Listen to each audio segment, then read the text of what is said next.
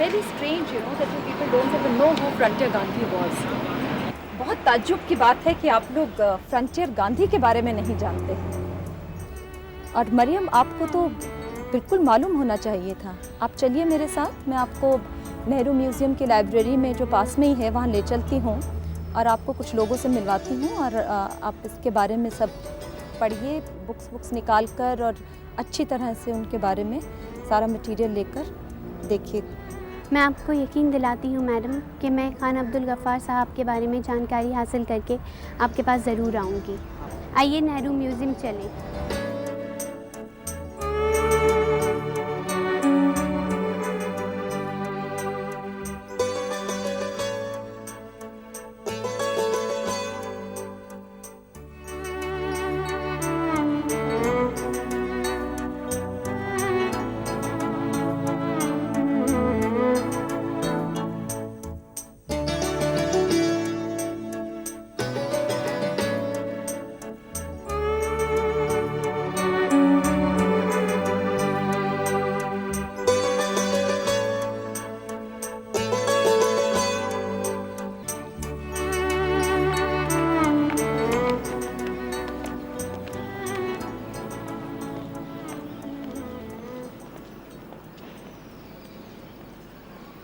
مریم، آپ ہیں Nehru museum library کے ڈائریکٹر شری ہری دیو شرما جی، اور آپ بادشاہ خاں کے بارے میں بہت کچھ جانتے ہیں اور بلکہ ان کے ساتھ ان کا انٹرویو بھی لے چکے ہیں.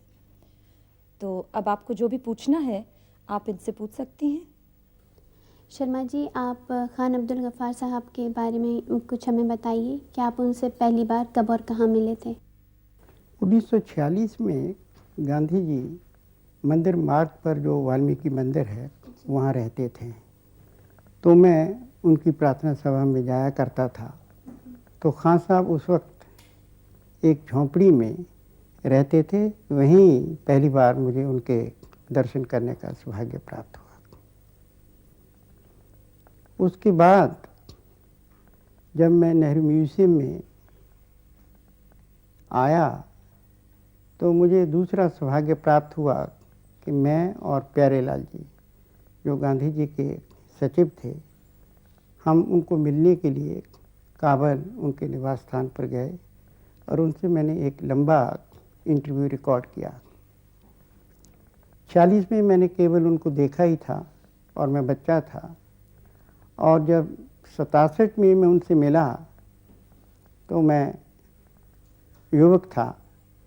اور ان کو وہاں ملنے پر سب سے جو مجھے ان کے ویکتتو کا پہلو نظر آیا کہ وہ اپنے مہمانوں کی کس قدر دیکھ بھال کرتے تھے. ایک واقعہ میں آپ کو بتانا چاہتا ہوں. میں اور پیارے لال جی دونوں شاکاہاری تھے اور خان صاحب اس وقت بیمار تھے. ان کو انڈا کھانے کے لیے ڈاکٹروں نے ہدایت دی تھی اور وہ کھاتے تھے. ہم لوگ 10 دن وہاں رہے اور ہمارے کہنے کے باوجود بھی انہوں نے ہماری رہنے کے دوران وہاں نہ تو میٹ پکنے دیا اور نہ انڈا آنے دیا اور نہ انہوں نے خود کھایا. تو ہم نے بہت ان سے کہا کہ صاحب آپ کو ضروری ہے، ڈاکٹر نے آپ کو ہدایت دی ہے، ہم کو کوئی اعتراض نہیں ہے. تو انہوں نے کہا کہ جو چیز میرے مہمان نہیں کھائیں گے میں نہیں کھا سکتا. میری پہلی ملاقات افغانستان کی راجدھانی کابل میں ہوئی تھی. جب میں وہاں پڑھنے کے لیے گیا تھا، افغانستان پر ریسرچ کر رہا تھا، تو پختونستان کا سوال بھی تھا. تو میں نے کھوج کے معلوم کیا کہ خان صاحب کہاں رہتے ہیں. تو شہر نو میں کابل کے ان کے ایک رشتہ دار تھے پٹھان لونگین. اب سے قریب 30 سال پہلے لونگین کے گھر پر ان سے پہلی ملاقات ہوئی تھی. مجھے بادشاہ خان صاحب سے مل کر بہت اچھا لگا، اس لیے کہ مہاتما گاندھی کے بعد اس پورے بھارتی مہادویپ میں وہی سب سے بڑے آدمی تھے शख्सियत थी। गांधी का जो सौंदर्य बोध था, हास्य बोध था, सेंस ऑफ ह्यूमर, वही बादशाह खान में भी था और बहुत हंसते थे। उनके साथ रहना बहुत सरल था और एक मुस्कान थी उन पर, उनके चेहरे पे हमेशा, और हम बच्चे हमेशा उनके साथ बहुत खुश रहते थे। स्वाधीनता के बहुत पहले से ही बादशाह खान हमारे यहाँ आते थे और उनके साथ उनके बेटे आते थे।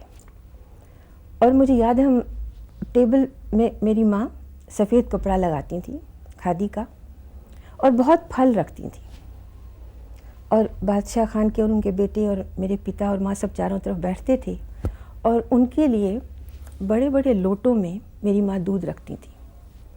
और मैं तो छोटी थी और टेबल के किनारे खड़ी होकर कहती थी, अरे आप इतना दूध पीते हैं। तो मेरी माँ कहती थी ऐसा नहीं कहना चाहिए। मुझे वो याद है। दूसरा, उनके वो लंबे लोग, पठान लोग, कभी कभी पुश्तो बोलते थे तो मुझे शायद समझ नहीं आता था कुछ, लेकिन साफ उर्दू बोलते थे और कोमल मन के थे और बहुत हंसमुख थे और बहुत दोस्ती देने वाले थे। ये सब मुझे याद है। और बढ़ती उम्र में भी वो आते रहे। कई बार स्कूल से आती थी, फिर कॉलेज से आती थी, देखती थी बादशाह खान आए हैं, वही लोटे, वही दूध, वही फल और वही हमारे यहाँ मेहमान नवाजी। बादशाह खान गांधी जी को मिलने के लिए जहाँ वो ठहरे हुए थे वहाँ पे पहुँचे, और वो काफ़ी रेलवे स्टेशन से काफ़ी दूर था। तो बादशाह खान जो गाड़ी से उतरे, थर्ड क्लास कंपार्टमेंट से उतरे, वो हायर क्लास में चढ़ते नहीं थे, जहाँ जेल में भी ऑर्डिनरी प्रिजनर की तरह रहते थे। तो उन्होंने जब पहुँचे, उनके साथ एक आदमी था, दोनों ने अपने बिस्तरे उठाए और जहाँ गांधी जी ठहरे हुए थे वहाँ पे वो पैदल पहुँचे। काफ़ी दूर था, रास्ते में बड़ी गाड़ियाँ मिली। कहा बादशाह खान तो सारे जानते थे लोग कि आप आइए, हम आपको, कहते हैं नहीं नहीं। और जब वहाँ पे पहुँचे तो गांधी जी ने कहा कि बादशाह खान जी, आप पैदल आ गए और आपने हमको बताया नहीं, आपको कोई रिसीव करने नहीं आया। तो बादशाह खान ने कहा कि भाई हम तो जेल में आए थे, जिस्म जकड़ गया था, तो हमने कहा ज़रा जिस्म को भी चुस्ती दे दें। तो वो अपना सामान लेके तो खुद आ गए। सारे हैरान रह गए। और बादशाह खान प्रीमियर फैमिली थे, सिर्फ फ्रंटियर की ये छोटी फैमिली से नहीं थे, बड़ी ऊंची फैमिली थी। उनके अपने 4 बच्चे थे, अच्छा 3 बेटे और 1 बेटी।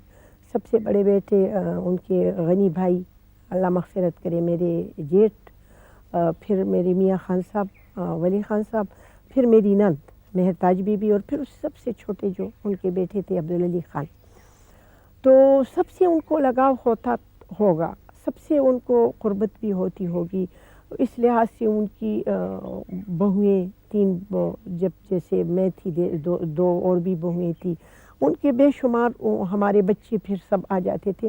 लेकिन मैं ये समझती हूँ कि जितनी क़ुर्बत मेरी उनसे थी, इस लिहाज से कि मैं उनके रिश्ते से नहीं थी, मैं उनके ख़ानदान से नहीं थी, लेकिन मेरे वालिद के नाते, मेरे, क्योंकि वो खुदाई खिदमतगार थे बाबा के साथ, और उन्होंने मरते दम तक अपनी सारी ज़िंदगी बाबा की क़ुर्बत में गुजारी थी। तो इस लिहाज से मैं अपने आप को उनके बहुत करीब समझती थी, और मेरा ये ख्याल है कि वो भी मुझे अपने आप को बहुत करीब समझते थे। पठान, बहादुर, बाहिम्मत और वतन परस्त हमारे मुजाहिद आज़ादी थे, जो उस वक्त के सफ़े अव्वल के मुजाहिदों में शुमार होते थे। उनकी ज़िंदगी बड़ी सादा थी। सच्चे मानों में अगर देखा जाए तो high thinking and simple living की एक मिसाल उनकी ज़िंदगी थी। वो बुलंद नज़र थे, बुलंद हिम्मत थे, उनके इरादे बुलंद थे, मगर ज़िंदगी उनकी बड़ी सादगी और दरवेशी में गुज़री हमेशा। ऐसे आदमी रोज़ पैदा नहीं होते, ऐसे आदमी तो सदियों में एक बार पैदा होते हैं। और जैसा मीर तक़ी मीर उर्दू के मशहूर शायर ने कहा है, मत सहल हमें जानो, फिरता है फलक बरसों, तब खाक के पर्दे से इंसान निकलते हैं। चूँकि गांधी के बड़े करीबी साथी थे और आपको पता है कि वो सरहदी गांधी इसीलिए कहलाए कि बिल्कुल गांधी जी के साथी होने के साथ उनकी आइडियोलॉजी को हर्फ बहरफ मानते थे, और उसी के साथ ये कि उन्होंने आज़ादी हासिल करने के बाद भी, चूँकि वो पाकिस्तान तशरीफ़ ले गए जबकि नहीं चाहते थे, फिर भी उन्होंने गांधी की आइडियोलॉजी को ज़िंदा रखा। और उनके अपने सूबे नॉर्थ वेस्ट फ्रंटियर में उस बेताज बादशाह को प्यार से लोग बादशाह खान कहते थे। जिंदगी भर वो महात्मा गांधी के नक्श कदम पर चले।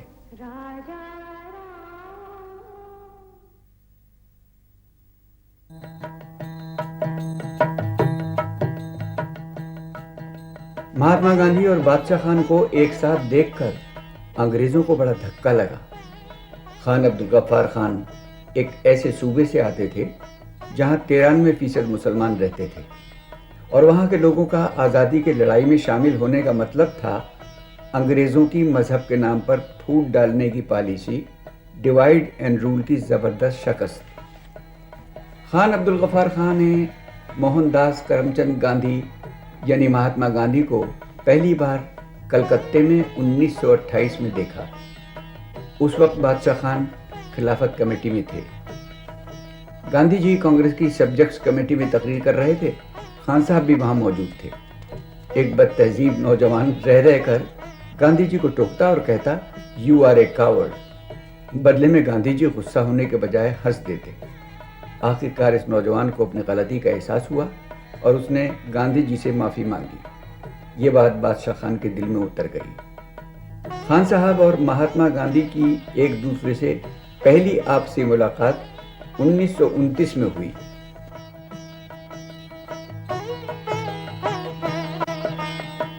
महात्मा गांधी की इन गिनी चुनी व्यक्तिगत चीजों की तरह बादशाह खान के पास भी जाती सामान बहुत थोड़ा था।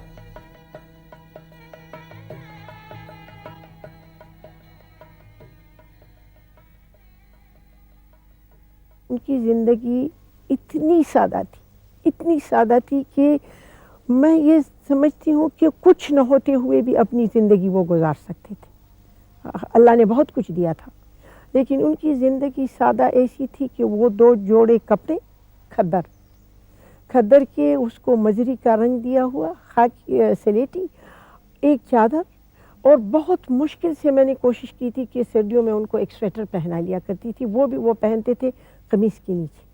कभी वो तासुर नहीं देते थे कि मैं और लोगों से जो मुआशरे में गरीब से गरीब तर इंसान है, एक जोड़ा उनकी चपली होती थी, और ये सारी उनकी ज़िंदगी के कुल कायनात ही थी।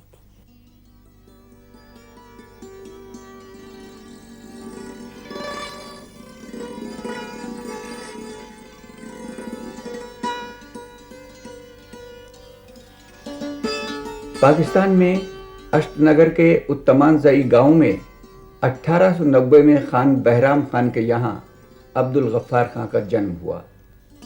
पिता खान बहराम खान एक रईस जमींदार थे। अपने गांव के सबसे इज्जतदार खान समझे जाते थे। खान अब्दुल गफ्फार खान के वालिद और वालिदा दोनों ही खुदापरस्त इंसान थे।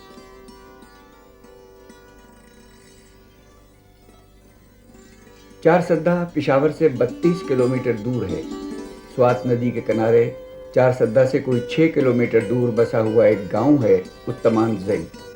यहीं जन्मे और पले खान अब्दुल गफ्फार खान। वो जब 5 साल के हुए तब उन्हें एक मस्जिद में मौलवी के पास पढ़ने को बिठा दिया गया। कुरान का पाठ पूरा करने के बाद जब 8 साल के हो गए तो उन्हें पिशावर मिशन स्कूल में पढ़ने भेज दिया गया।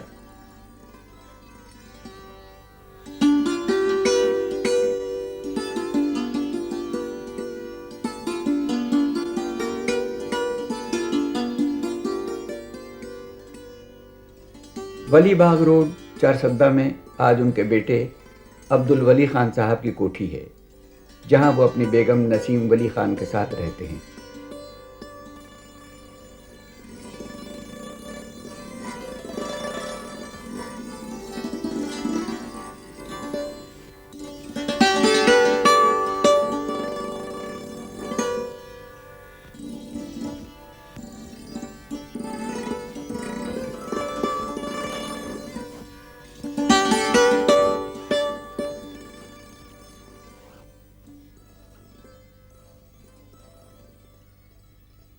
مردان میں رسالہ اور پیدل فوج کی چھاونی تھی. یہ لوگ سارے علاقے میں گائیڈز کے نام سے مشہور تھے. خان عبدالغفار خان 10ویں کلاس میں پڑھ رہے تھے کہ انہیں خبر ملی کہ گائیڈز میں ان کا کمیشن منظور ہو گیا ہے. جناب ولی خان صاحب، آپ اپنے والد کے گائیڈز میں شامل ہونے اور اس کے بعد علیحدگی کے بارے میں ہمیں کچھ بتائیے. یہ غلط فہمی ہے، وہ کئی گائیڈز میں گئے نہیں کبھی بھی. وہ انہوں نے اپلائی کیا تھا کمیشن کے لیے جی، مگر اس سے پہلے وہ ایک دوست سے ملنے گئے، وہ گائیڈ میں تھے جی. وہ جب وہاں ملنے گئے اس وقت کوئی ایسے واقع ہوا، کوئی جو اس کا سپیریئر آفیسر تھا انگریز، وہ آیا اور بڑی بدتمیزی کی اس آفیسر کے ساتھ. وہ بھی اس کا دوست تھا، وہ بھی خان تھا اشن نگر کا. اس کو بہت برا لگا کہ یہ کیسے، یہ تو بالکل یعنی بدتمیزی وہ کر رہے ہیں، یہ کیسے نہ کر رہے. تو اس نے اسی دن سے اس نے گائیڈ میں جانے کا ارادہ ترک کر دیا، فوج میں جانے کا. انہوں نے کہا یہاں پر بڑی بےزتی ہوتی ہے، یہاں کوئی عزت کا کام نہیں. اس لیے وہ کہ گائیڈ میں گئی نہیں ہے، وہ داخلہ انہوں نے نہیں دیا، مگر یہ اسی طریقے سے ان کا وہ سلسلہ جو ختم ہو گیا جی.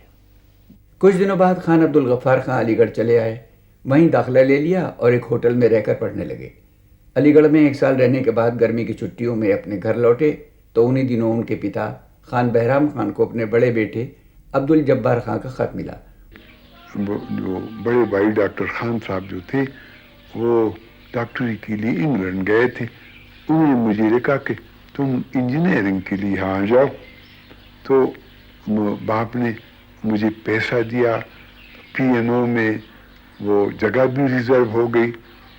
لیکن اب میں ماں سے اجازت وہ مانگتا تھا، وہ اجازت نہیں دیتی تھی. ان کو لوگوں نے کہا کہ ایک لڑکا جو تمہارا ہے وہ تو چلا گیا، دوسرا وہاں جو آدمی چلا جاتا ہے وہ پھر واپس نہیں آتا، اور یہ دوسرا بھی جائے گا تو تم بس وہ تم، ہم کہتے ہیں میراث پشتوں میں، تم میراث ہو جائے گی.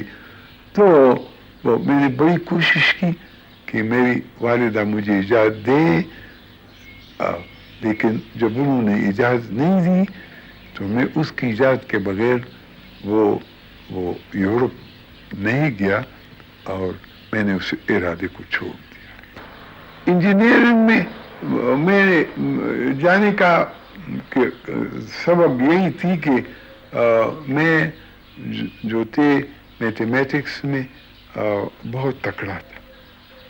خان صاحب کے 2-3 شوق تھے. وہ اچھے کھلاڑی تھے، اچھے شکاری تھے اور ایک اچھے تیراک تھے. اس کے علاوہ انہوں نے جو راجنیتی میں کام کیا تو کیا ہی، وہ ایک بڑے سماج سدھارک بھی تھے. انہوں نے سب سے پہلے اسکول کھولے، کیونکہ وہ مانتے تھے کہ جب تک پٹھانوں کو شکشا نہیں ملے گی تب تک ان کا جو معیار زندگی ہے وہ اونچا نہیں ہوگا. بادشاہ خان نے پٹھانوں کو تعلیم دلانے کے لیے بہت جدوجہد کی تھی، آپ اس کے بارے میں ہمیں کچھ بتائیے. ان کے حقیقت کو سمجھنے کے لیے ضرورت ہے کہ ان حالات پہ نظر ڈالی جائے جو اس وقت تھے اس ملک میں. یہ ملا لوگ یہاں پر لوگوں کو اسکول جانے سے روکتے تھے جی، کہ انگریزوں نے اسکول بنائے ہیں اور جو اسکول میں جائے گا اس کے 3 پشتیں 7 پشتیں اس کی جا کے دوزخ میں جائیں گی اس کے ساتھ. تو اس لیے لوگ اس اسکولوں میں جتین تھے. اور یہ انہوں نے محسوس کیا، بادشاہ خان نے محسوس کیا کہ اس طریقے سے وہ پورے قوم جو وہ تعلیم کے اس سے محروم ہو رہی ہے جی. تو انہوں نے پھر اپنے اسکول شروع کر دیے اور اس کو نام دیا آزاد اسلامیہ اسکول کے نام سے. پہلا اسکول انہوں نے عثمانزی میں بنایا جی.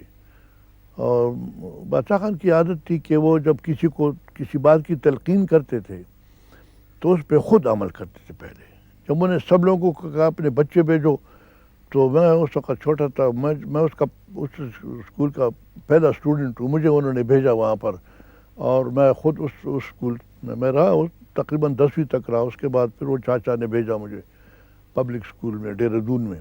تو اسی طرح اسکول انہوں نے پورے علاقے میں، پورے فرنٹیئر پوائنٹس میں وہ تھے، اور ان میں ان کو امداد ملی وہ ہم جو مشہور مجاہد ہے حاجی صاحب اب ترنگزئی کی طرف سے جی. تو وہ حاجی صاحب پہ جب انہوں نے گورنمنٹ نے اس کو گرفتار کرنے کی کوشش کی، وہ ملک چھوڑ کے چلے گئے قبائلی علاقے میں، وہ بادشاہ خان اکیلے رہ گئے. تو انہوں نے اس وقت میں ایک تنظیم بنائی، انجمن اصلاح الافاقنا کے نام سے بنائی، اور انہوں نے یہاں پر اس صوبے میں تقریباً 120 اسکول کھولے انہوں نے جی. اور پھر وہ انگریز کوشش کرتے رہے کہ اس کے جو استاد ہیں ان کو زیادہ تنخواہ دے لے جائیں، کہ وہ یا تو لوگ خدمت کے طریقے سے کام کرتے، اور وہ آخر تک وہ بیچارے لگے رہے بادشاہ خان. پھر جب سیاست میں آ گئے تو پھر تو وہ سلسلہ شروع ختم ہی ہو گیا جی. پھر تو جیل خانے میں بیٹھے رہے بادشاہ خان. مگر اب آخر تک یعنی یہاں تک کہ ان کا جو اپنا آبائی گھر ہے، جیسے میں نے کہا اس کا اپنا گھر نہیں ہے، اس کے باپ کا جو گھر تھا جس میں ہم وہ بھی خود پیدا ہوئے، ہم بھی پیدا ہوئے اس گھر میں، وہ پھر انہوں نے لڑکیوں کے اسکول کے لیے دیا، کیونکہ انگریز کے وقت میں وہاں لڑکیوں کا اسکول منظوری ہوئی مگر اسکول کے لیے بلڈنگ نہیں تھی. تو بادشاہ خان نے ہوئے اپنا وہ جو ان کے باپ کا گھر تھا وہ حوالہ کر دیا ان کو. پٹھان تو بہت پردہ کرتے ہیں، کیا بادشاہ خان لڑکیوں کی تعلیم میں دلچسپی رکھتے تھے؟ لڑکیوں کا اسکول بنایا انہوں نے جی.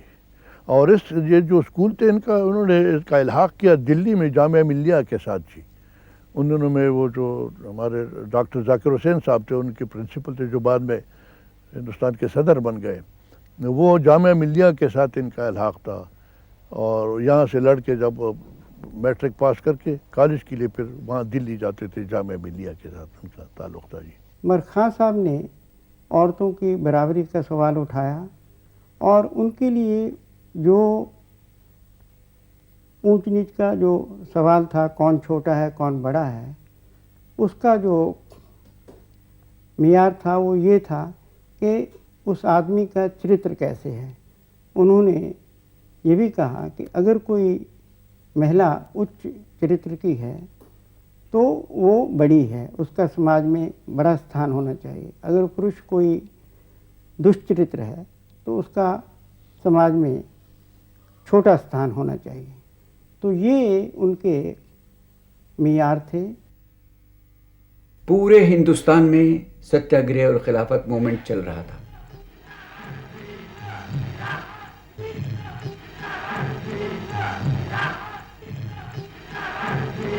خان عبدالغفار خان پشاور خلافت کمیٹی کے صدر بن گئے، اور پھر شروع ہوا ان کی گرفتاری اور ایک کے بعد دوسرے. جیل سے رہائی کے بعد بادشاہ خان نے پچھڑے ہوئے سماج کو سدھارنے کے لیے خدائی خدمتگار سنگٹھن کی نیو رکھی. خدائی خدمتگار یعنی ایشور کے civic, servants of the God. Khan Abdul Ghaffar Khan صاحب نے خدائی خدمتگاروں کی ایک آرگنائزیشن قائم کی تھی، آپ اس کے بارے میں ہمیں کچھ بتائیے. یہ انڈین نیشنل کانگریس کے سیشنز ہوتے تھے سالانہ، تو ان کا سیشن تھا یہاں لاہور میں. وہ لاہور سیشن چونکہ قریب تھا تو پشاور سے بادشاہ خان بھی گئے اور کافی ان کے ساتھی بھی وہاں پر گئے نوجوان. تو انہوں نے دیکھا وہاں جا کے، انہوں نے دیکھا کہ یہ جو وہاں پر ان کو والنٹیئر کا سسٹم بہت اچھا تھا، جو پورے پنڈال کو وہ سنبھال رہے تھے اور سیشن کو. تو انہوں مگر اس میں عورتیں بھی تھی جی، لیڈی والنٹیئرز بھی تھی جی. اس سے لوگوں کو یہ خیال ہے کہ یہ دنیا کے باقی دنیا کے لوگ، ہندوستان کے لوگ اپنے آزادی کے لیے عورتیں تک نکل آئی ہیں، اور ہم یہاں پر اپنے آپ کو پشتون کہتے ہیں، مونچھوں کو تاؤ دے کے بیٹھے ہوئے ہیں، اور ہم یہ بھی نہیں کر سکتے کہ ہم کم از کم ہم بھی کچھ ایسی تنظیم بنائیں جو اپنے ملک کی بھلائی کا سوچے جی. اسی چیزیں انسپائر کیا ان لوگوں کو. باقی رہی یہ بات کہ لال کرتی کی، تو لال کرتی کا رنگ انہوں نے ان انگریزوں نے اس کو یہ نام دیا، کیونکہ انگریز کی جتنے پالیسی، فارورڈ پالیسی جیسے آپ کہتے ہیں، اس کا نام ابھی جو ہم نے بدلا یہ نارتھ ویسٹ فرنٹیئر پروونس. تو انگریز کے تو اس وقت اتنی حکومت تھی دنیا بھر میں کہ اس کو تو یعنی فرنٹیئر کہتے، اور اسکورز آف فرنٹیئر جی. یہ اس کو کیوں فرنٹیئر کہتے تھے؟ کیونکہ یہ ایک ایسی جگہ تھی جہاں ہندوستان کا فرنٹیئر جو ہے وہ روس کے سامنے تھا، کیونکہ روس کے طرف سے خطرہ تھا. تو انہوں نے اس کو فرنٹیئر کہا کہ تاکہ ہر ایک انگریز کے ذہن میں یہ بات بیٹھے کہ روس کا رستہ روکنے کے لیے یہ ہمارا فرنٹیئر ہے جی. تو ان کو انہوں نے جب ان کے وہ کپڑے انہوں نے بنائے، اور کپڑے وہ رنگ اتفاقاً ایسے ہوا کیونکہ وہ یہ ٹور کرتے تھے تو دیہات میں ان کا کام ہمیشہ دیہات میں رہتا تھا، تو دیہات میں گھر دوڑتا تھا تو کپڑے جلدی میلے ہو جاتے تھے، تو پھر اس کے لیے وہ کرتے کراتے کبھی ایک رنگ دیا کبھی دوسرا رنگ دیا، براؤن دیا تو اس میں کئی لائٹ براؤن کبھی ڈارک براؤن شیڈ میں فرق ہو، آخر میں پھر انہوں نے کہا کہ اس پہ ہوا کہ بھئی یہ لال رنگا دے دے تو اس پہ کوئی فرق نہیں پڑے گا، تو انہوں نے جب لال رنگ دیا تو انگریز نے اس کو ریڈ شرٹ کا نام دیا، خدای خدمتگار کا نام نہیں، ریڈ شرٹ کا نام دیا، تاکہ یہ ثابت کرے انگریزوں پہ کہ یہ جو ریڈ شرٹ جو ہیں یہ ریڈ آرمی کے لوگ ہیں جی، یہ روس کے ایجنٹ ہیں اس ملک میں، اور ان کا ختم کرنا جو ہے وہ بہت ضروری ہے جی، تو اس لیے وہ ریڈ شرٹ تو انہوں نے اس کو نام دیا، ہم تو اس کو خدای خدمتگار کہتے ہیں، بادشاہ خان کہتے بھی یہی تھے کہ خدای خدمتگار جو ہے اس کا کام یہ ہے کہ خدا کو خدمت کی ضرورت نہیں ہے، خدا کی خدمت خدا کے مخلوق کی خدمت کرنی ہے جی، تو اس جذبے سے وہ لوگ یہ جو والنٹیئر بنے، مگر انگریز نے اس کو سیاسی رنگ دینے کے لیے اور اس کو ختم کرنے کے لیے اس کو یہی خطرہ تھا، اس کو جا کے ریڈ شرٹ کا نام دیا جی، یہی بات تھی اس کی جی۔ حالات کے مد نظر خدائی خدمتگار اب ایک سیاسی تحریک بن گئی تھی، انگریزوں نے اس سے ڈر کر ان پر ظلم کرنا شروع کر دیا۔ جب آپ 13-14 سال کے تھے تو آپ نے بھی ڈیمانسٹریشن میں حصہ لیا تھا؟ 14 نہیں، میں 13 برس کا تھا جی۔ ان دنوں میں یہ ہوا کہ جب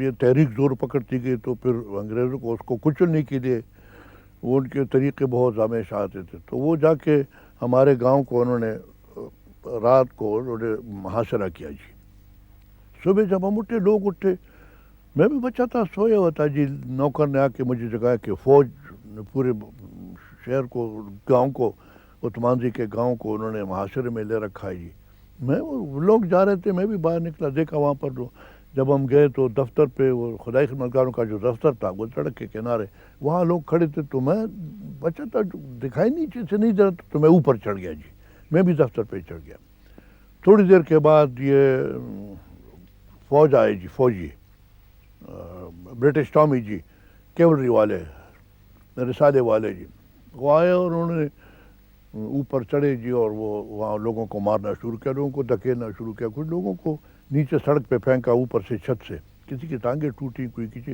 میں کھڑا تھا، ایک آدمی ہمارے گاؤں کا ایک بہت مضبوط پہلوان جیسا آدمی تھا جی، دیکھا اس کی طرف سے یہاں اس کو ایک لگا ہے، خنجر لگا ہے جی، کٹ اکراس ادھر سے یہاں تک، اس کا خون بہہ رہا ہے، میں اب اس کی طرف دیکھ رہا تھا، اتنی پیچھے سے کسی نے پکڑا مجھے یہاں سے، میں نے مڑ کے دیکھا تو وہی انگریز جس نے اس کو وہ بینٹ مارا تھا نا جی، وہی انگریز نے مجھے پیچھے سے بینٹ مارنے کی کوشش کی، اور ایک پشتون آفیسر تھا، فوجی تھا یہاں خیشکی کا، نوشہرہ کے پاس جو گاؤں ہے جی، اس نے ہاتھ رکھا تو میں نے دیکھا کہ وہ اس کے ہاتھ کے بالکل پار نکل گیا جی، وہ مگر پکڑا اس نے اس کو، اور مجھے پکڑ کے اس نے دھکا دیا وہاں سیڑھیوں کی طرف، تو میں لڑکتا ہوا نیچے آیا جی، نیچے یہ دونوں طرف انگریز یہ ٹامیز کھڑے تھے، اور ایک ادھر سے مکہ دوسرا ادھر سے مکہ، 2-3 مکے کھائے میں نے، پھر میں بے ہوش تھا، معلوم نہیں کہاں مجھے لے گئے، پھر شام کو پھر میرے چچا آئے، وہ ڈاکٹر خان صاحب، وہ ڈاکٹر تھے، تو انہوں نے مجھے کچھ مرہم پٹی وغیرہ کی، تو مگر میں اسی پورے دن بے ہوش رہا، مجھے کچھ ہوش نہیں، مگر وہاں وہ بالکل یعنی وہ تو میں بالکل مرتے بچا جی، اگر وہ آدمی ہاتھ نہ ڈالتا the Bennett would have gone right through me جی۔ بادشاہ خان اس وقت کہاں تھے؟ بادشاہ خان جیل میں تھی۔ خان عبدالغفار خان جیل میں بند تھے، ان کے 2 کارکن ان سے ملنے آئے اور کہا کہ حکومت نے پورے سرحدی صوبے پر گھیرا ڈال دیا ہے، نہ کسی کو باہر جانے دیا جاتا ہے اور نہ اندر۔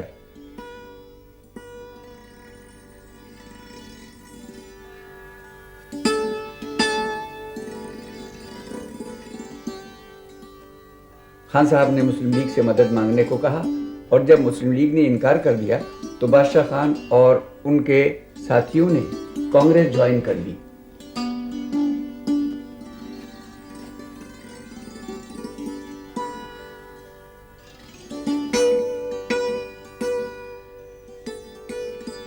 وہ کانگریس ورکنگ کمیٹی کے ممبر بنے اور پورے ملک کی جنگ آزادی میں مہاتما گاندھی اور کانگریس کے ساتھ ایک جٹ ہو کر لڑے۔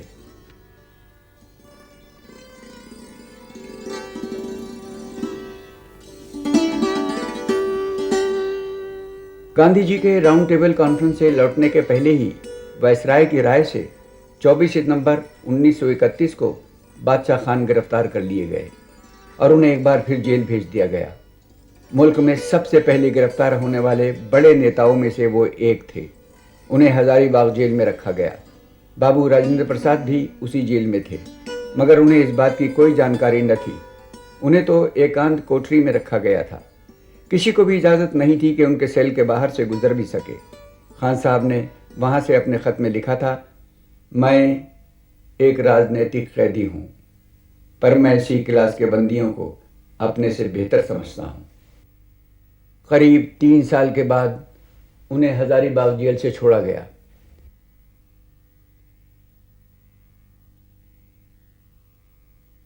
खान अब्दुल गफ्फार खान नगर बम्बई के जलसे में उनसे कांग्रेस के सदर बनने की दरख्वास्त की गई, तो उन्होंने ये कहकर इनकार कर दिया कि मुझे तो कांग्रेस का सिपाही ही रहने दीजिए।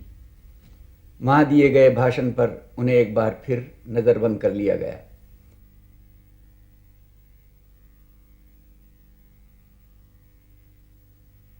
उन्नीस सौ 1937 में सूबा सरहद में कांग्रेसी सरकार बनी और डॉक्टर खान वहाँ के चीफ मिनिस्टर बने, तो बादशाह खान को रिहा कर दिया गया। रिहा होने पर उन्होंने गांधी जी के साथ सरहद के ज़िलों का दौरा किया और तब गांधी जी ने पठानों को उनकी अहिंसा की दिलेरी पर मुबारकबाद दी। जब गांधी जी आए पहली मरतबा उन्होंने बहुत कोशिश की, जब इनके साथ एक गांधीनगर पैक्ट हुआ और गांधी जी कहते थे कि मैं जाना चाहता हूँ, इजाज़त नहीं दे रहे थे जी।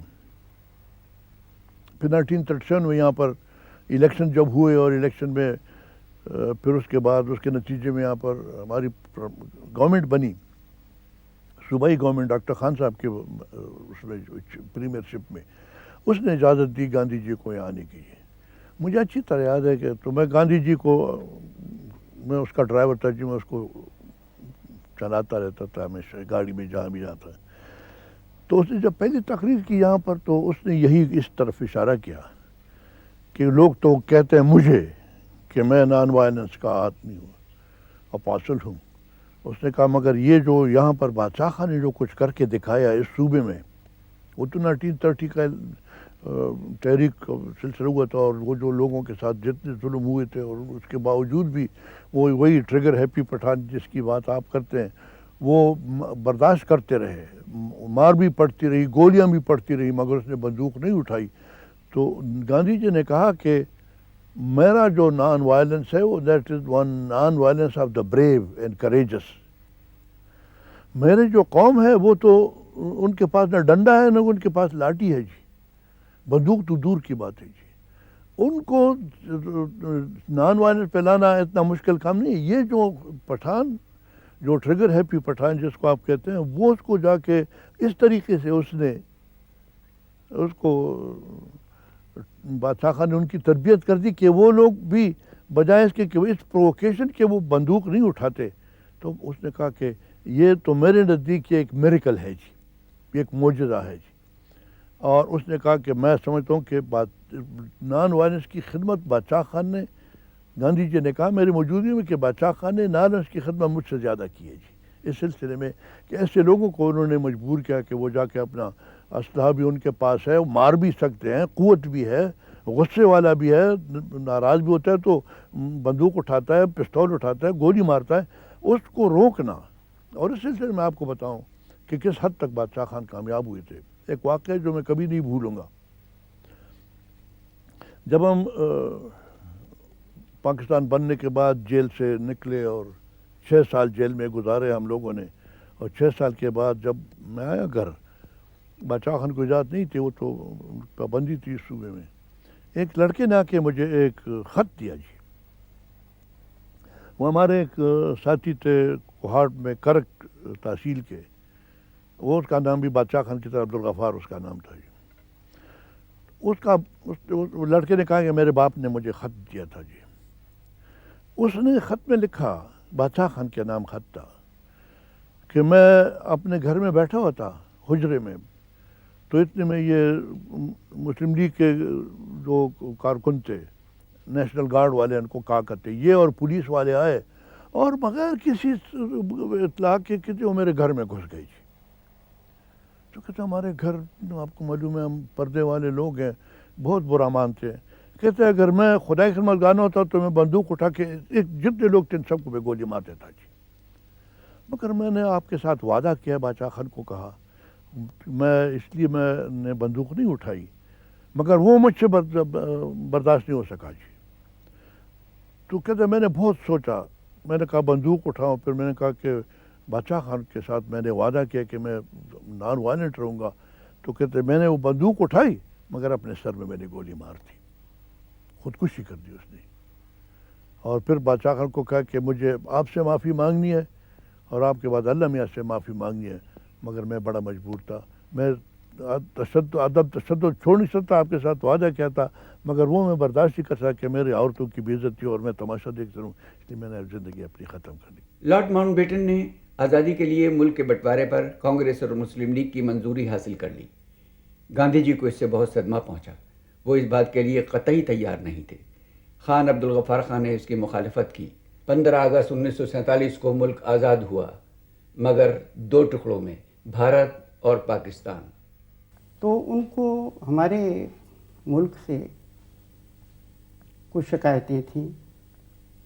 ان میں سے ایک یہ تھا کہ خدائی خدمت گار اور سرخ پوش جو تحریک تھی جس کے خان صاحب لیڈر تھے، انہوں نے کانگریس کا ساتھ دیا.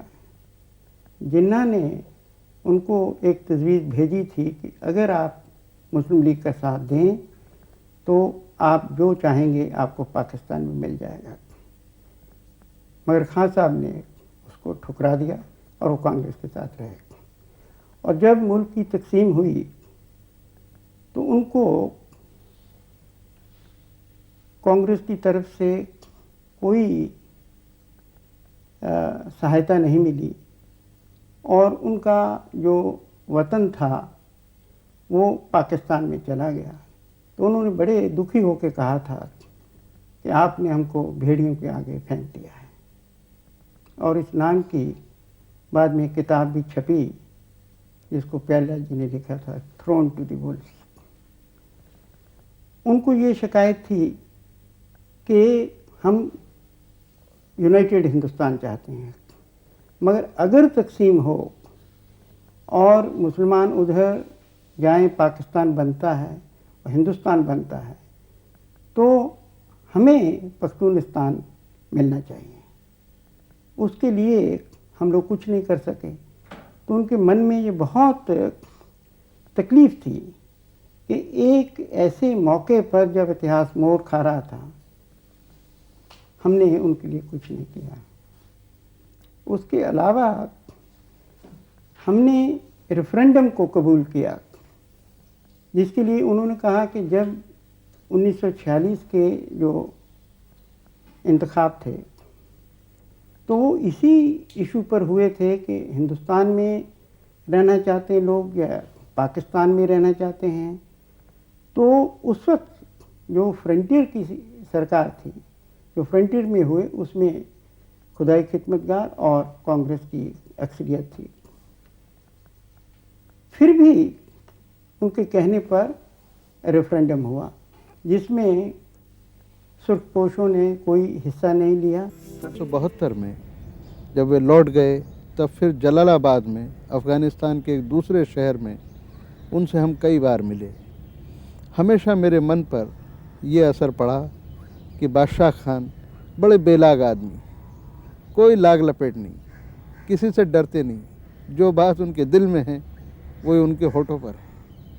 اس زمانے میں ان سے میں نے کئی پرشن پوچھے، ان کو انٹرویو کیا، ہر سوال کا جواب بڑے بے باک ڈھنگ سے دیتے تھے. وہ وہاں افغانستان کے بادشاہ ظاہر شاہ کے مہمان تھے، لیکن انہوں نے صاف صاف کہا کہ ظاہر شاہ لوک تنتر کو آگے نہیں بڑھا رہے ہیں. میں نے ان سے کہا کہ خان صاحب آپ جو کچھ مجھ کو بول رہے ہیں یہ ہندوستان کے سارے اخباروں میں چھپ جائے گا، یہ آف دی ریکارڈ ہے یا آن ریکارڈ ہے. تو کہنے لگے کہ میں تو کوئی بات آف ریکارڈ آن ریکارڈ سمجھتا نہیں ہوں، جو میرے دل میں ہے آپ کو بول رہا ہوں. میں نے کہا بادشاہ ناراض ہو جائے گا. بولے ہو جائے گا تو ہو جائے گا، جو مجھے کہنا ہے وہ میں نے آپ کو کہہ دیا ہے. ऐसे वो सीधे सच्चे इंसान थे, सादगी बहुत थी उनमें। हम जब उनके घर काबुल गए तो ज़मीन पे बैठे, उन्होंने पुलाव हमारे लिए एक बड़ी थाली में लगा दिया और बैठ के जैसे घर में अपने बुज़ुर्गों के साथ खाते हैं खाते रहे। जब जलालाबाद मिलने गए तो मौसम थोड़ा गर्म था, खरबूजों की बहार थी, खुद अपने हाथ से काट के खरबूजे हमको खिलाते रहे और बराबर बाहर छोड़ने आते थे। हमको ऐसा लगता ही नहीं था कि हम लोग बिल्कुल एक छोटे से अदने से इंसान हैं और एक इतने कद्दावर आदमी से पूरे सब कॉन्टिनेंट के मिल रहे हैं। बड़ी सरलता थी। आपने छोटे और बड़े खत की बात की, कुछ समझ में नहीं आया। बड़ा मज़ेदार वाक़या है। पहली बार जब उनसे मैं मिलने गया तो मुझसे वो करीब 1 फुट ज़्यादा लंबे थे, तो एक फ़ोटो खिंचवाया हम दोनों ने वो लवंगीन साहब के मकान में सीढ़ियों के पास दीवार के करीब खड़े होकर। तो खान साहब मुझसे कहने लगे कि बेटे आप तो बहुत छोटे हैं। तो मैंने कहा अब क्या करें, ये जो भगवान ने जैसा बनाया है वैसे हैं। बोले नहीं नहीं, इसमें बात करने में मज़ा नहीं आ रहा है, हम लोग धूप में खड़े होकर बात करेंगे। आप ऐसा करो, 2 सीढ़ियाँ उन्होंने मुझे ऊपर चढ़ा दिया, कहा आप सीढ़ी पे खड़े हो जाओ, मैं नीचे खड़े रहता हूँ। अब हम दोनों बराबर हो गए। हम ऐसे खड़े खड़े वहाँ करीब आधा घंटा धूप में बात करते रहे। उन्होंने अपने कद के बराबर एक छोटे से कद के आदमी को बना दिया। बड़े नेताओं की खूबी ये होती है कि वो छोटे से छोटे इंसान को अपने बराबर बनाने की कोशिश करते हैं। खान साहब की ये बात मुझे उस समय बहुत दिल में गहरे उतर गई कि इनमें बराबरी का भाव कितना ज़्यादा है। बादशाह खान बीच बीच में पाकिस्तान से काबुल जाते रहे और 4 अप्रैल 1984 को मायूस होकर मुकम्मल तौर पर काबुल जा बसे।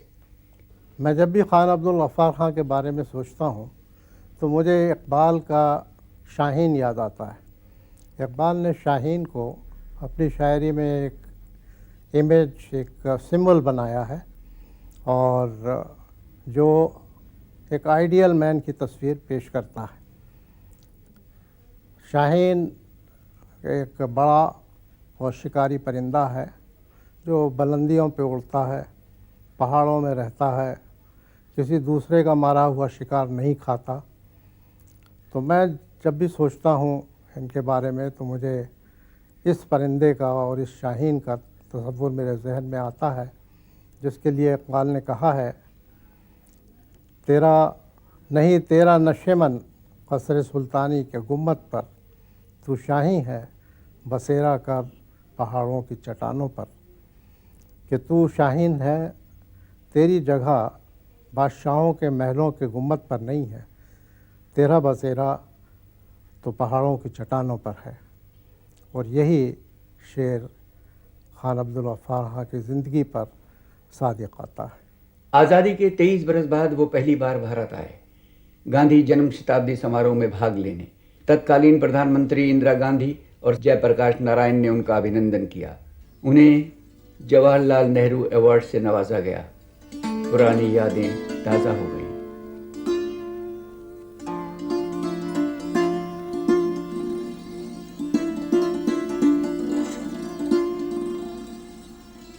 अपने स्वागत के जवाब में पार्लियामेंट के दोनों सदनों के मेंबरान को मुखातिब करते हुए उन्होंने कहा, मेरे प्यारे भाइयों, ये कौमियत की दुनिया है। अगर कौमियत नहीं अपनाओगे तो तुम्हारा नुकसान होगा, मुल्क का नुकसान होगा। कौम मुल्क से बनती है, मजहब से नहीं। हमेशा सीधी सच्ची और साफ बात करने वाले इस सरहदी गांधी के बारे में जो भी कहा जाए कम है। बाबा की ज़िंदगी किताब कहें तो बहुत बड़ी किताब है, समंदर कहें तो गर्काब समंदर है, उससे पार करना मुश्किल है। जो उनकी ज़िंदगी में, उनकी ज़िंदगी का जो रोल उनका रहा अपनी ज़िंदगी में सियासत के एतबार से और माशरे की फलाह व बहबूद के हिसाब से, वो इतना वसी है कि उसको आप लफ्ज़ों में नहीं बंद कर सकते।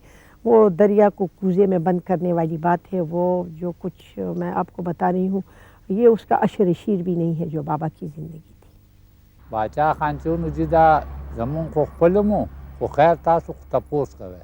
باچا خان ډېر ښه سړی و. بہت اچھے دا آدمی قوم تھے. ورپسې ټول ولاړو. ساری پختون ډېر قوم زیات.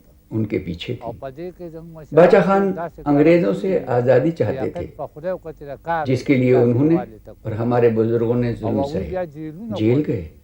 انہوں نے بہت اچھے هغوی کام کیے. که نه ډېرې سختې تېرې کړي دي او هغه صرف وی چې زموږ د مسلمانانو ته دا پیرنګان لر شي، موږ ته دا وطن پرېږدي. बादशाह खान तो खादी ही पहनते थे, मैंने उन्हें खादी में देखा. और जैसा कि मैंने कहा कि वो मोटे कपड़े हमारे घर में धुलते थे, वो भी मुझे याद है, कत्थई रंग के और मट्टी के रंग के. यही रंग के कपड़े खादी के मैंने एक बार पाकिस्तान में देखा. चार सद्दा इलाके में मैं गई थी बादशाह खान की के जगह को देखने, और खादी में वहाँ कितना बचा है ये भी देखने. तो वहाँ जो खादी मिली देखी मैंने, उसी रंग की मिली, और लोगों ने मेहमान नवाजी में हमें खादी के बहुत से थान दिए. लेकिन खादी का जो खादी का जो धागा है सबसे मजबूत, सबसे सुंदर और सबसे महत्वपूर्ण धागा, वो है हमारे दिल की दोस्ती का धागा. इसलिए खादी सिर्फ कपड़ा नहीं है, एक फ़लसफ़ा है. और बादशाह खान उस फ़लसफ़ा में भी थे, कपड़े में और विचार में. तो सब तरह से खादी था, क्योंकि उस ज़माने में जो खादी की जो फ़िलॉसफ़ी थी और गांधी की फ़िलॉसफ़ी एक है, स्वावलंबन, सेल्फ रिलायंस, स्वच्छता, सफाई, निर्भयता, फियरलेसनेस, अहिंसा, प्रेम, क्षमा और मातृशक्ति. ये सब खादी के अंदर ही है. खादी की बात में सिर्फ कपड़ा नहीं है, एक तरफ रोज़ी है, एक तरफ गरीबों की थाली में रोटी है, दूसरी तरफ पूरी सृष्टि का प्रतीक भी है खादी. और गांधी ने उसको आज़ादी की लड़ाई में उसको अपना हथियार बनाया, चरखे को. और पाकिस्तान में मैंने खादी का कपड़ा तो देखा, लेकिन वो दोस्ती का धागा भी देखा. और मुझे लगता है कि जो बादशाह खान का जो संदेश है आज, उस ज़माने का संदेश. वालिद की हैसियत से बाप का मुझ पे कोई हक नहीं पड़ता जी. मेरी जायदाद ये जो है ये मुझे अपने दादा ने दी है जी, straight away. He bypassed him and passed the property on to us जी. हम भाइयों को दी और बहन को दी मुझे. बादशाह खान ने घर नहीं बनाया हमारे लिए जी. वो पश्तून के पूरे पश्तून कौम या पुश्त हिंदुस्तानी कौम के बच्चों के लिए घर बनाने की फ़िक्र में था. घर उसका नहीं था जी.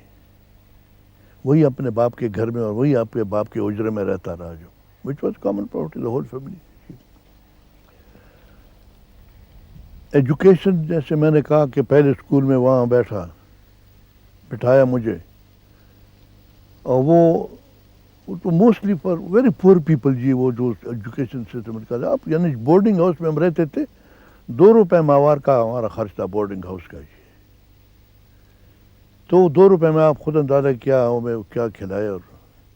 और जो खासकर खान के बच्चे हैं वो उसमें बैठ के क्या तरीका था, मगर सबको यही तरीके से होता था. मुझे मेरे अंकल ने, डॉक्टर खान साहब ने, और उनकी बीवी थी अंग्रेज़, वो मुझे पे ले गई. हमारे ख़ानदान के 4 बच्चे, एक मेरा छोटा भाई अभी जो फौत हुआ अली खान, जो एजुकेशनिस्ट है जी, वो 3 और लड़के थे. हम 5 गए. उन्होंने हमें भेजा देहरादून एक इंग्लिश पब्लिक स्कूल में, जो कर्नल ब्राउन पब्लिक स्कूल में. तो बाप ने मुझे तालीम भी नहीं दी, बाप ने मुझे घर भी नहीं दिया, बाप ने मुझे जायदाद भी नहीं दी. तो बाप की हैसियत से उसका मेरे ऊपर कोई हक़ नहीं पहुँचता, मगर मैं उसका एक पॉलिटिकल उसका मैं डिसाइपल हूँ जी. एज ए फादर उसका मुझ पर कोई हक़ नहीं, मगर as a man have yet to come and सी.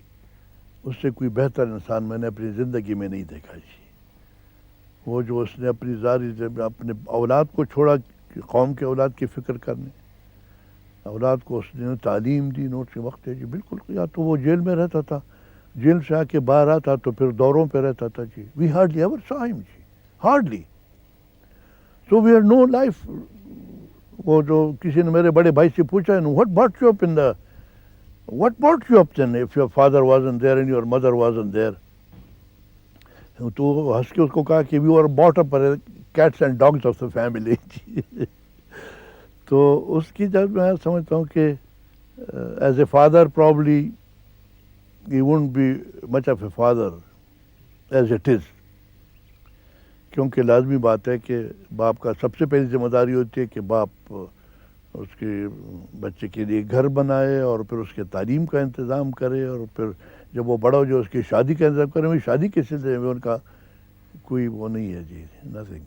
तो इसलिए वो तो उस लिहाज से कोई नहीं. As a father I have, but as a man and as a political leader, as a Pashtun, as a somebody. और वही गनी वाली बात कि the first Afghan I knew and the finest I have known in my life जी.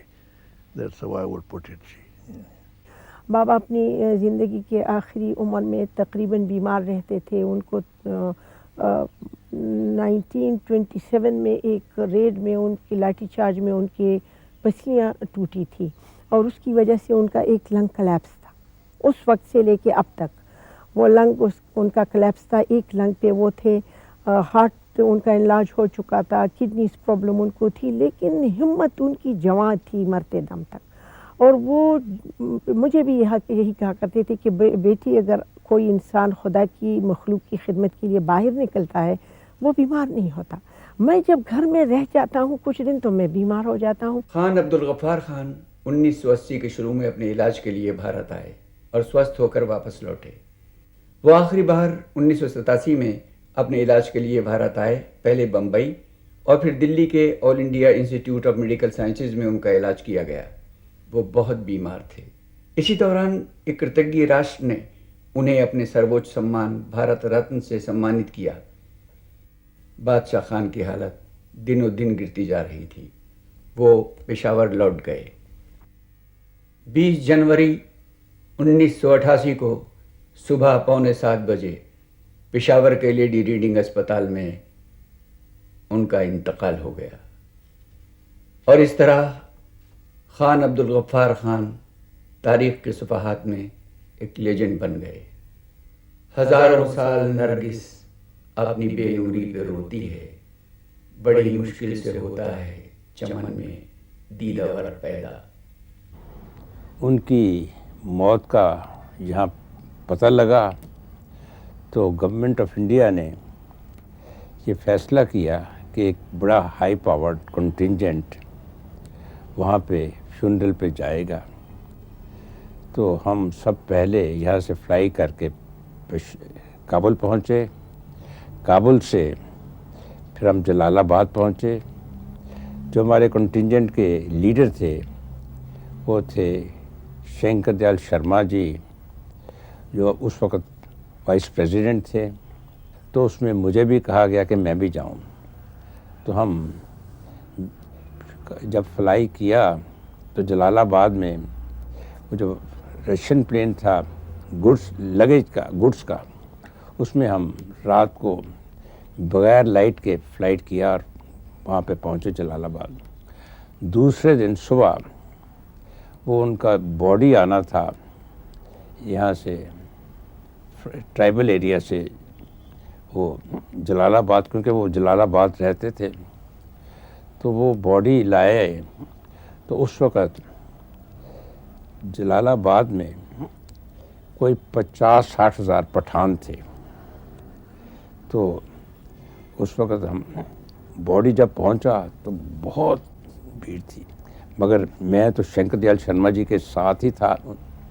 तो वो जो पठान थे तो इनको कहीं धक्का ना लग जाए, कहते थे कि मेहमान पीछे से कंट्रोल कर लेते. ये मेरी खुशकिस्मती है कि मैंने उनकी ज़िंदगी में भी उनको देखा और एक ऐसी अजीम शख्सियत के आखिरी सफ़र में भी मुझे जाने का मौका मिला.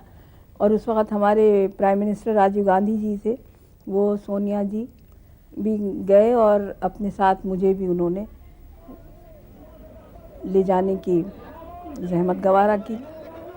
اور میں سمجھتی ہوں کہ بادشاہ خان صاحب کی جو شخصیت تھی اور جو میں نے وہاں منظر دیکھا، اس غضب کا مجمع تھا کہ جس کی کوئی انتہا نہیں.